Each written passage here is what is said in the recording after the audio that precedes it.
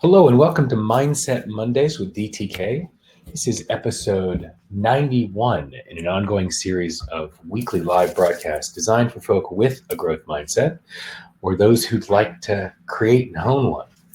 So if you'll take a quick moment and underneath this video, click share. This is a chance for you to invite your community, add your people to the conversation. The more voices, the richer the conversation. So our playground today is this. There's no greater agony than bearing an untold story inside you. I know that I've shared this so many times. I know that I've shared how almost randomly the quotes come up in the queue that I have. I set the schedule well in advance. So I pull quotes that I love. I pull quotes that surface for me, that appear in a feed for me, that I run across or that I run into at events that I go to, and I throw them into the queue. And this one went into the queue about a month and a half ago, not even paying attention to when it would show up. And I was so wrapped up this week in getting the book done. The book that goes with this series is Mindset Mondays, 52 Ways to Rewire Your Thinking. And I've been working on it for months and months and got so wound up with it and travel and everything else going on, I completely flaked on getting the Thursday morning email prepped to go out. And so I found it kind of fitting that when I looked at the quote last night, realizing that I didn't have the broadcast set up for today, I was like, holy crap, there is no greater agony than bearing an untold story inside you. And then there's the flavor of you've got the stories inside you and you're bringing them out to the world, and you get so wound up in what's going on, you completely lose track of everything else. So I found it kind of ironic.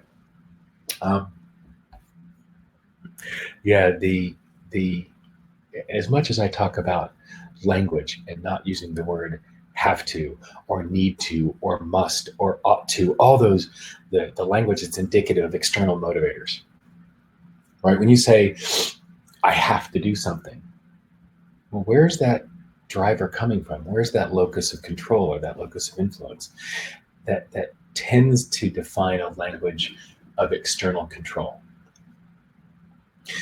When you use those choices of language, when you say things with I want to, or I get to, or if it resonates for you, I'm blessed to be able to, that's a different animal.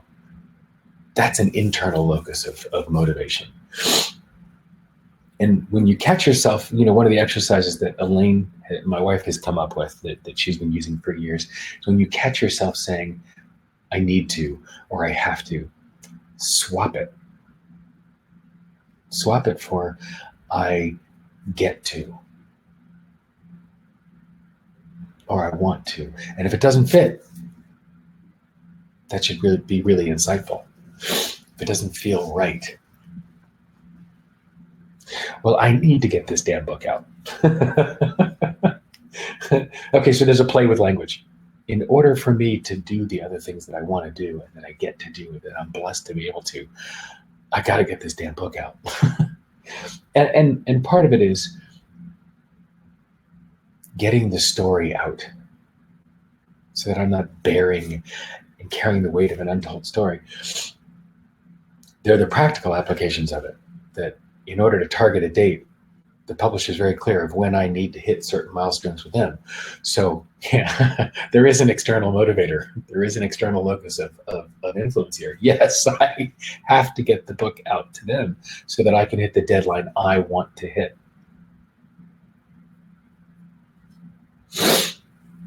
And I have to get this out. Partially because I've been talking about it for so damn long, but really because it's consuming so much of my attention. Look, as I said, there's no surprise that Maya Angelou's quote came up this week, right? Martin Richards shared something this morning when he saw the post about the quote. 6 books in, Martin's on his 6th or 7th book at this point. At the beginning, he was much more frenetic about writing. It was much more all-consuming. It seems to, and I get it, devour you. Shelley Paxton, who just received the box of her book Soulbatical and gets to see it in print and hold it and feel it witnessing the writing process consume her, it's astounding. And living with my wife while she's navigating completing her book, which is also due at the publisher this week. I get what Martin's saying. He says, these days I'm slightly less frenetic about writing. The stories know that they'll be processed in due course. They come to mind and suggest themselves to be part of a larger work that he's writing. There is time, as Martin closes, I write every day. There's something powerful in that, knowing that you've got space, knowing that you've got time, giving yourself that luxury of space and grace. Don't feel like I'm giving myself a lot of grace. I don't feel like I'm giving Laurie, my writing partner, a lot of grace. I feel like there's a lot of pressure, totally self-imposed, and yet real. It's like until this child is delivered, the pregnancy is all-consuming. And by the way, for those of you who are parents and wanting to write a book, note to self, having you and your spouse's book both due at the publisher in the first few months that you become empty nest, not a good plan. Sending 3 kids out into the world and then trying to deliver 2 books really is crazy. But again, it brings to mind what story is inside you that wants to come out. What's your story that wants to be told, that craves to be told, that needs to be out? And what's the toll on you of not sharing it? And your story may not come out in a book, and it may not come out in a TED Talk, but what is that untold story inside you that you're holding, that a relationship in your world needs? As a parent, as a partner, as a leader, what's that untold story that wants to be out? And what's that untold story that you want out, that you have to get out? What's the cost of holding it in? And what's the release and the joy of having it out? What does it serve keeping it in? I look forward to whatever the next book or books are going to be, where I give it, as Martin talks about, much more space. That once my next book, this book, is on the shelf, that I'm a little more relaxed about the writing, and a little more confident and comfortable in the writing, and a little more willing to serve that need, that beast, that desire, that get to every day. It's amazing how no matter how much you love your story or love the stories or love what you're putting together, that how easy it is to make it feel like a chore, a task, a job, to grind it out there. And that's self-imposed, self-ascribed. Alan Brown, when the guy from Crusher TV who has been on these broadcasts with me, when he goes to write, he'll go to, as Oda says, we're got a nice view of Philadelphia from the hotel room, here for a week with Elaine for her event. Alan, when he sequesters himself away for writing, he'll fly from San Diego to Las Vegas for 3 or 4 days and lock himself in a hotel and then live off room service and sequester himself away to write.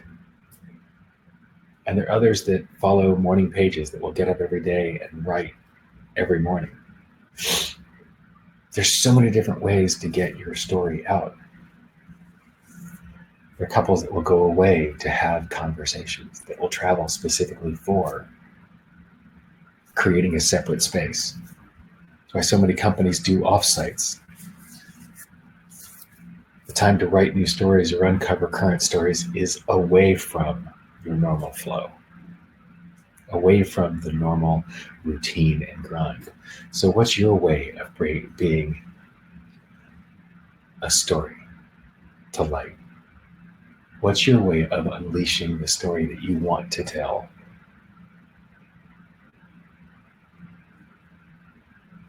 So for this week, what are the stories that you want to surface?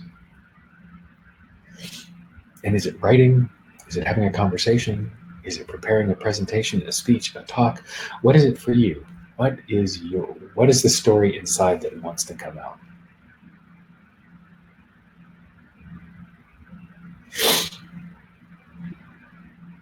It's time.